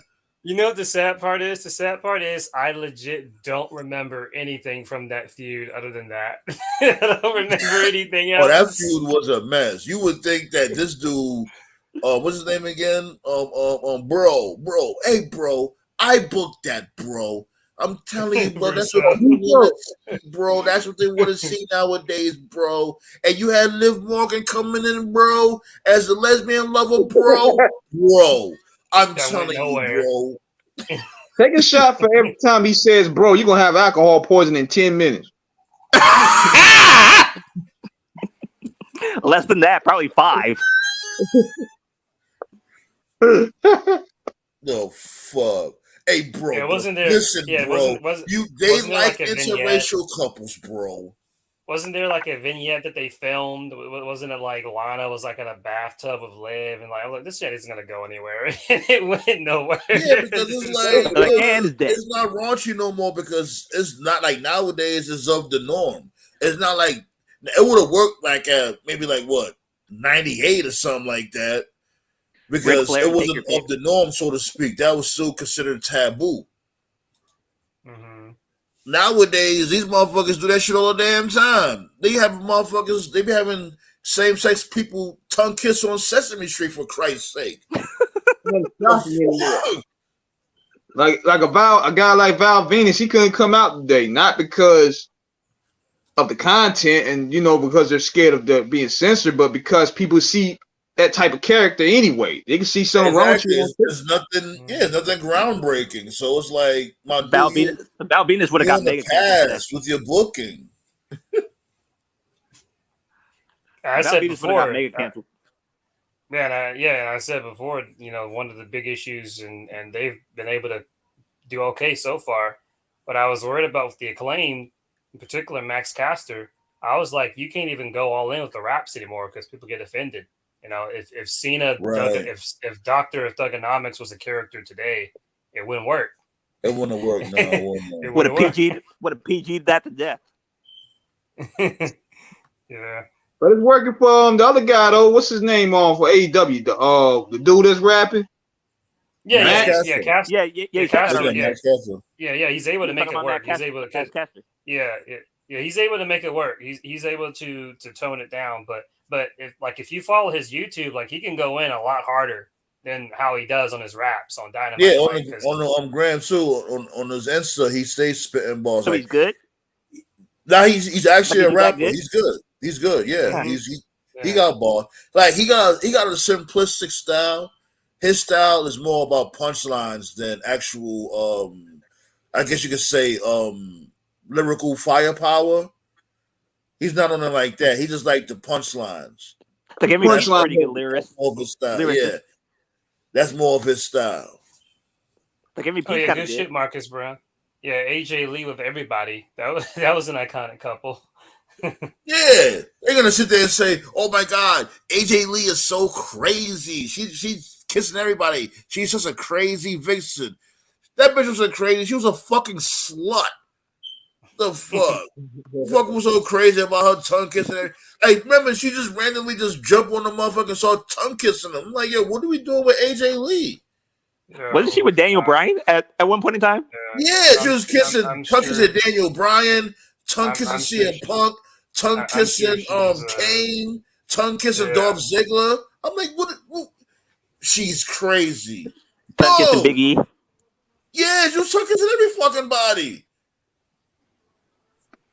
I'm sure she's a nice lady, but I think pound for pound. I think she was playing the character. I know, you know, in fairness, I think she was just playing the character. It ain't like a Melina situation. Well, come on now, really? I don't have to explain that. Of course, we know she's playing a character. Yeah, I'm just saying. A slutty character. That's the thing. Yeah. I just Melina love was a hardcore slut. Pass it off. I just love the fact how they try to pass it off as, oh, she's just crazy. She's zany. You know why she did that, right? And I guess in retrospect, we should not be surprised. She did all that because of Johnny Ace. Yeah, because he's into that crazy shit. He likes to over-sexualize his wrestlers. Well, yeah, that. But the reason why she did it was because, and I'm paraphrasing here, because he's canceled anyway. His exact words were, "People don't want to fuck you." He really said that? Yeah. He got some nerve. My man, if you had no paper, what chick would want to fuck you? Like, you look like fucking Peter Jennings. What the fuck? Right. So she decided to do that character despite him, like as a fuck you. So, yeah. Is it AJ Lee? No wonder none of the women from the Ruthless Aggression era ever came back. None of them did. We talked about that. The dude was a fucking weirdo. AJ Lee tape with her getting clapped by Xavier. That wasn't AJ Lee. That was Paige. Yeah, it was Paige. But you know what, though? You know what? We still don't know who the third man was. Who the fuck was filming that? That's all I want to know. Word, right? Probably Edge. Yo, you stupid. Motherfuckers is weird. Like, and I ain't gonna lie, I took a gander. So, you know what I'm saying? I was taking a gander. I'm like, yo, y'all motherfuckers don't know how to clap no damn cheeks. Like, that's how y'all fuck Paige. Y'all supposed to be throwing that bitch Paige around, like, treating that bitch like a real fucking amateur. That's amateur. Well, you know, give the benefit of the doubt, guys. I mean, they get thrown around their personal lives, so they probably was injured. They're like, "Oh man, I can't even fuck this bitch. I got sciatica in my hips. I got a torn cartridge in my leg." Like, y'all motherfuckers, y'all don't. That's how y'all fucking bitches, man. Look, no wonder why y'all getting divorced. Like, the only one that came back was Michelle McCool, and that's because she's married to Taker. Yeah, that's another power. Well, shit, they know where the bag is at. That's why. And when Michelle McCool comes back, she will do like the bare minimum, just like her husband. Mm-hmm. That's another power couple, by the way. Real life power couple. Another power couple. There you go. You know what's funny? Did they ever do an angle together? I don't think they ever did an angle together. No, they haven't. I'm not talking about in the bedroom, of course, but I'm talking about in the No. on actual TV. They never did no storyline, nothing. We didn't even know they were together until like recent years. So yeah, when they was already like when she was already retired, and he was semi-retired. That's when you had the idea, like, oh shit, he's porking her. That's the one person that kept kayfabe alive was Taker. Yeah, he never broke character. I may call him Bum the Taker and shit, but I definitely give him props. That's one of the things I give him props on. He always stayed in character. Remember, he never did interviews like that or nothing. Very, very rarely he did interviews. I would love to know his perspective on all the dark shit that happened, because there's still so much shit that happened where we don't know where he was. Like, I would. If he was to get a podcast, oh my god! Yeah. I would love to hear his. I would love to hear his take. Like, what were you thinking when you heard about the screw job with Brett and Vince, or where were you when you heard? He probably went to whip Vince's ass. Right, you know, or what was the never? Like, what were you feeling when WCW died, or like, what's your take on the Benoit stuff, or what's your take on Guerrero? What's your take? Like, he almost whooped Shawn Michaels' ass. Going PG. Oh, my bad, Marcus Brown. You did say that. I read that wrong. I got you, my dude. That's my bad. Like, Taker, my God, man. He might as well. Everybody else doing it. Like, I remember when. Yeah. Like, I remember when Vader almost whooped that Saudi reporter. Yeah, that was Taker great. just stood there. He just stood there. Taker was like, "You on your own, bro." I'm not. Remember that shit, right? Yeah, Taker was like, "I'm not getting sued. I'm not getting sued." He stood. But that's the thing. Like, he was, he was an OG at that time, and he was a champion, so he didn't have to say or do nothing. Like, basically, Vader had that under control, and these motherfuckers be killing me with that shit. They always want to sit there and be like, "Oh, wrestling is fake. This and that. Wrestling is fake. You know." Hey, we all know why they did that shit or why they do that shit, because they do want that lawsuit.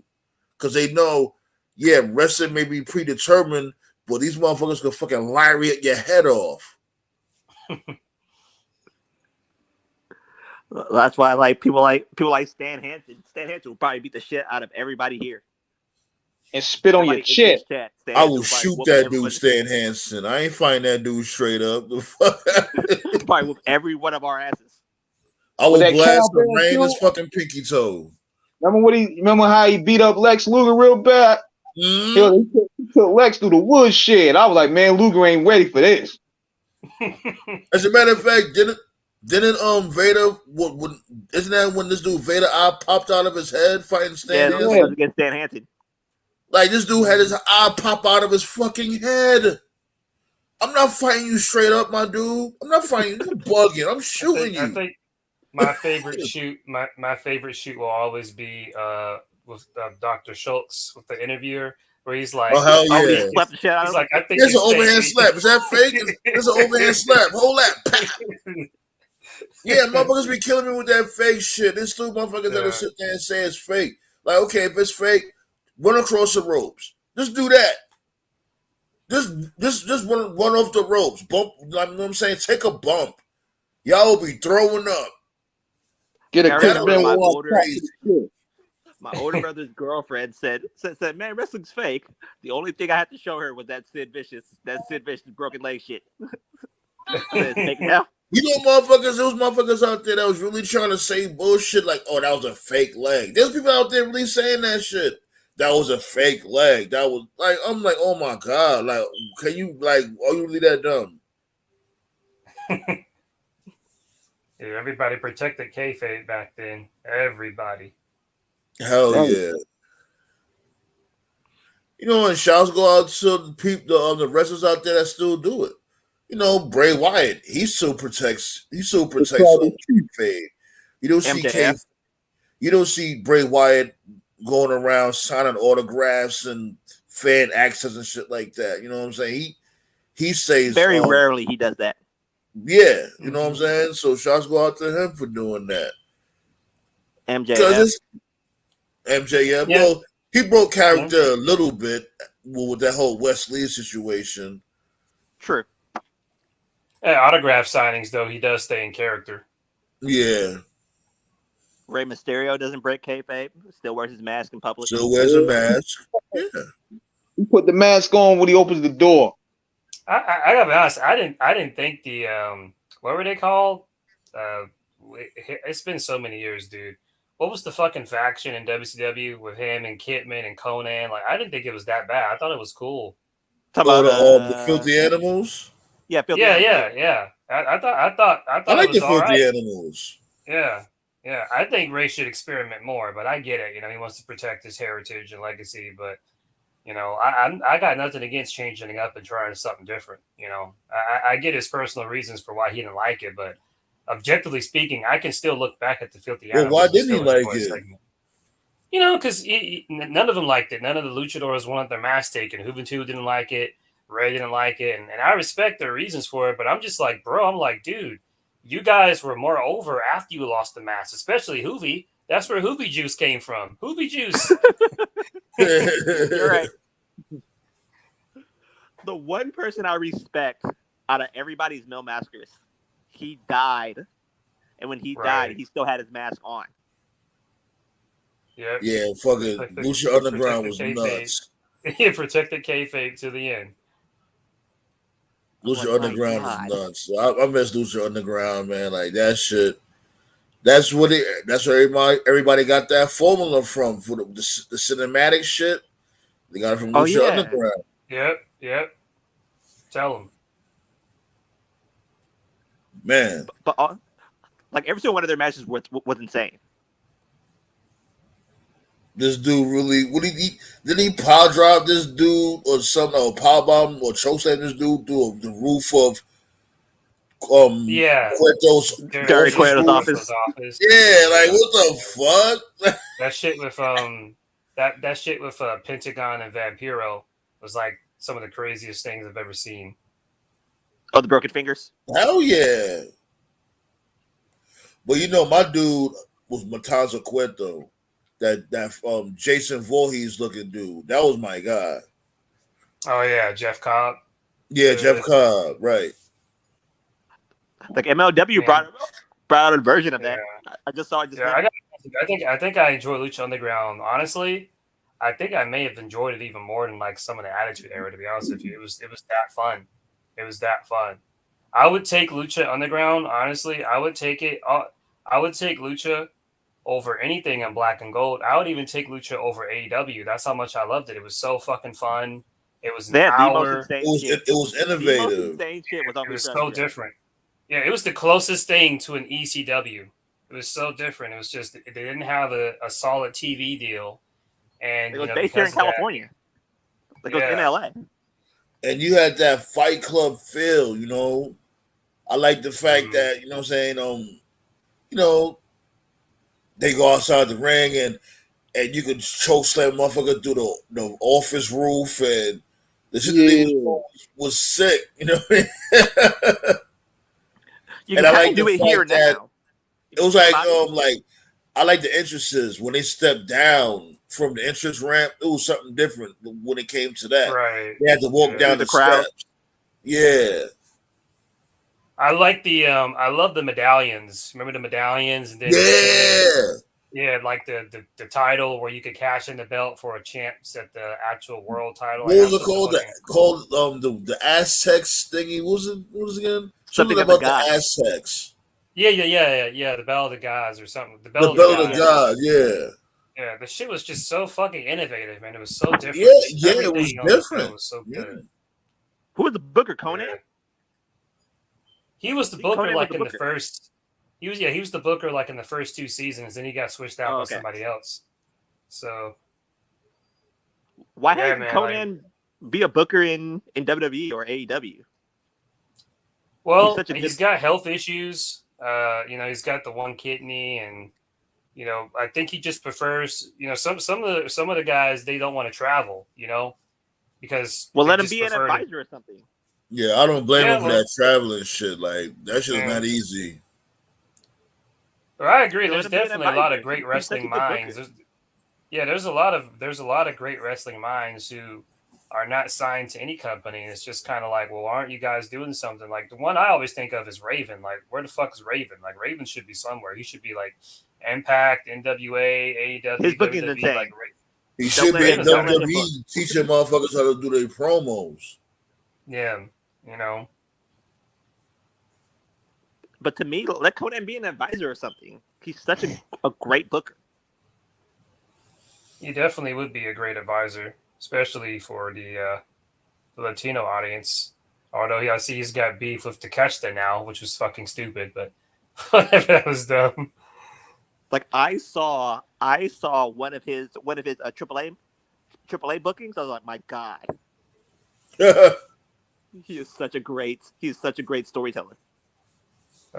No, Marcus, I don't think that'll happen. They're both above that now, but we'll definitely get a Shield reunion when Mox decides to hang it up.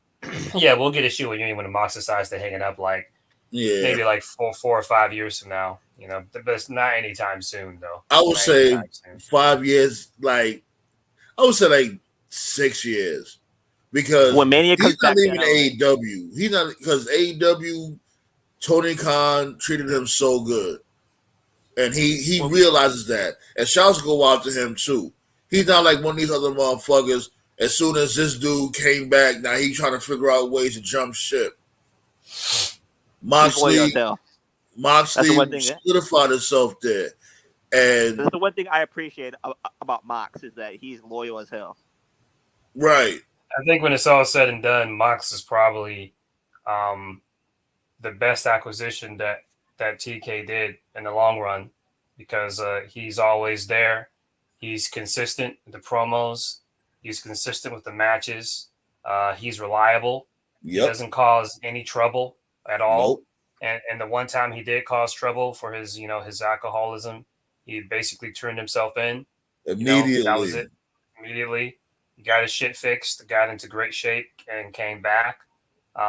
I don't even think anything he's done has been bad. I think every angle, even the minor stuff, has been either good or really great. Yeah. I can't think of a single bad angle he's done in AEW. Everything is. You know who he reminds me of? He always reminded me of. I don't know if you guys seen Lethal Weapon. He reminds me of the Riggs of wrestling. Oh yeah. He always reminds me of Marty Riggs. Yeah. With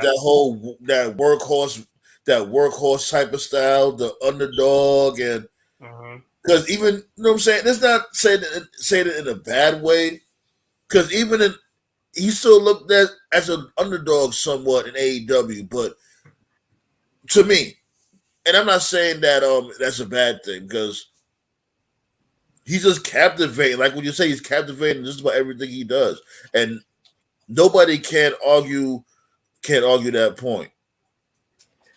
To me, he's the Ozzy Osbourne of wrestling. The Ozzy Osbourne? Nah, hell no. He ain't that old. He's consistent. That's what I'm saying. He's consistent. Okay. Shit. Just like Ozzy Osbourne. Consistent. Sure. Anyways, about to fall back. About to call it a night. Yeah, man. We're gonna pull up on Friday and talk about. I have a good one for Black History Month, though. Chamber. So we're gonna do that. I don't know. One of these Fridays, I don't know. Maybe we might do a watch party for Rampage, because Tove always been saying I should watch Rampage. I got to give Rampage a chance. So good Lord, that show sucks. Good Lord, that show. You know what I'm saying? Like I said, man, look. I can't say it sucks, but I think it's irrelevant, because there's so much things going on, and for them to be on a Friday, like I've never been a big fan of wrestling on Friday. This is going back to when SmackDown was they tried to make SmackDown come on Fridays from the first time. I wasn't a fan of that. Like SmackDown, I always was a fan of SmackDown being on Thursdays, especially when you're younger. Because when it's a Friday and a Saturday, like the weekend, you don't want to watch no damn fucking wrestling. You know what I'm saying? You want to go out and have some fun. You know what I mean? Go to the happy hour, whatever. You're not trying to watch no damn wrestling on no damn Wait, Friday so night, basically put it like at 3 after school or some shit like that. huh?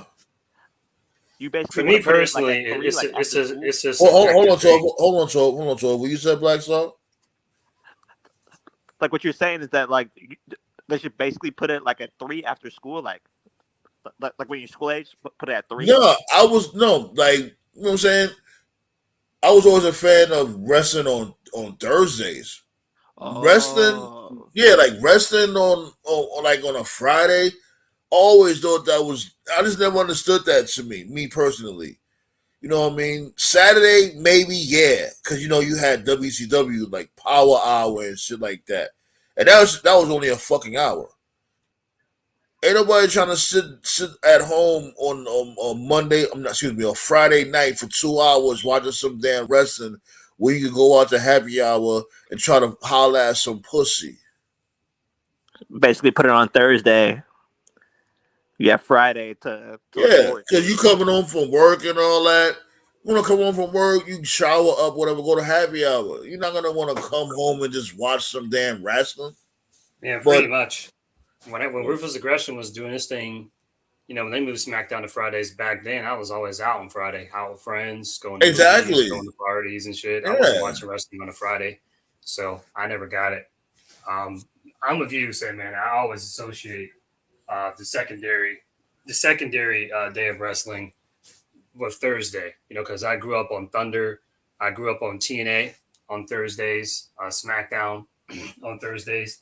When one thing I will give Dynamite is that when AEW first started, there was all the speculation on okay, what day is the show going to be, and I thought it was going to be Thursday, and then they chose Wednesday, and I was like Wednesday. I was like, that's not really a wrestling day. I was like, that's not really a wrestling day, but they made it work, and now I do look forward to Wednesdays. TK did turn Wednesdays into a wrestling day, so I'm actually used to Dynamite on Wednesday now. It was a little weird at first, but some shows can't make it work. Like I always forget that NXT is on like on Tuesday because I don't associate yeah, me Tuesday as a too. wrestling day. I never have ever in my life. Usually But yo, I'll but, forget but I about have an idea NXT. for Black History Month Okay. on Friday. Like, what about What you Bad got? News Brown? I could put him in the polls. Like Bad News Brown might work, except for the whole half black shit that Roddy Piper did. I could put him in the And polls. Make sure you vote for Bad News Brown. I'm gonna have other two other black wrestlers in the polls also. yeah, all right. You know what I'm saying, yeah, we're gonna do it like that. Have people voting again. When you have people voting, more eyes will come through. People be watching. Like I want to let y'all know that shit too. People be watching, but it's like I don't know. They're scared to say anything in the chat or whatever because the people do be hitting the like button. You know what I'm saying? We do hit our 10 like quota, and as you can see, it's less than 10 people that be here in the chat or on the round table on the panel. So people be watching. Eventually, they will come and join us and shit like that. I guess they just gotta wait for the right time or they gotta get more comfortable with the format. Like I always said, it's cool to like wrestling. Yeah, it's all good. Especially when you got Love and Hip Hop and all the other bullshit. Love After Lockup and all that shit. Like Some people are just shy. I mean, my first experience was I used to listen to the Law live audio wrestling, the Canadian show. It was every Sunday with man, it's been a while now. John Pollock, okay. Malf Lebrowski, Dave Meltzer would call in, and I would listen to them every Sunday. And after they were done reviewing whatever show they were reviewing, whether it was WWE, TNA, UFC, or whatever, they would always do call-ins, like, oh, call in. And I always wanted to call in, but I just didn't because I think it was a combination of like anxiety, intimidation, afraid of being bullied. Until one day I just called in. And I was like, oh, that wasn't that bad. Then I got used to it, Yeah. So like I had a huge anxiety problem as well. Like it wasn't until I found like people who liked wrestling, and that's how I finally built up the courage Yeah. to finally talk wrestling. And that's what's up, and that's why I have this platform. You know what I'm saying? It's like barbershop talk, where we all come together and just talk our shit. You know, as long as you don't sound too crazy, nobody's gonna judge you. Nobody's not gonna cut jokes. You know what I'm saying? Like you can have your fan theories, you can have your predictions, but if we just off, you know what I mean, off the rocker with your shit, Which you'll I be have been all in the right. past. Sounding fucking completely unrealistic and ridiculous, you'll be alright. You know what I mean? It's all goody. Like I said, But my parents anyways, never like I raised a was saying kid. from before, like I was saying, from before, one of these Fridays we might just do that shit. Do like a Rampage watch party, because I do want the listeners to also know that I'm not an AEW basher. I'm not. I love all wrestling. I just call out the bullshit, and then when I see too much bullshit, I do get aggravated because it's like, all right, now enough. I don't give a fuck. You know what I mean? That could be with any fucking body. That could be with the wrestling fed right down the fucking block. I would call them out too on they bullshit. And that's it. Know who needs to come back? Real talk. Armando Estrada. That fucker needs to come back. Shit. He still got that cheesesteak business probably in Atlanta. Just come back. Just come back for one night. Doesn't need to manage Umaga. Just have And him on manage that Jacob note, Fontaine. Somebody. I mean, who gives a shit? peace out, motherfuckers.